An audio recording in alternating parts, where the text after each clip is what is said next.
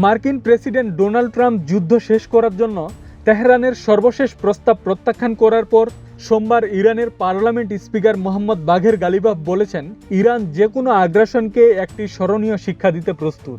মার্কিন সামাজিক যোগাযোগ মাধ্যম সংস্থা এক্সে একটি পোস্টে গালিবাফ লিখেছেন, আমাদের সশস্ত্র বাহিনী যে কোনো আগ্রাসনকে একটি স্মরণীয় শিক্ষা দিতে প্রস্তুত।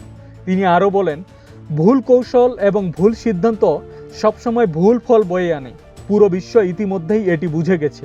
গালিবাফ আরও সতর্ক করে বলেন, ইরান সব ধরনের বিকল্পের জন্য প্রস্তুত এবং বিরোধীরা আরও অবাক হবে।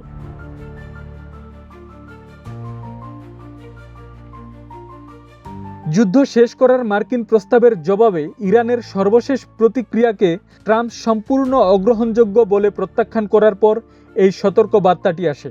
ইরানের কর্মকর্তা ও গণমাধ্যমগুলো জানিয়েছে, তেহরানের প্রস্তাবে যুদ্ধ শেষ করা, নিষেধাজ্ঞা তুলে নেওয়া এবং হরমুজ প্রণালীতে সামুদ্রিক নিরাপত্তা পুনরুদ্ধারের উপর গুরুত্ব দেওয়া হয়েছে।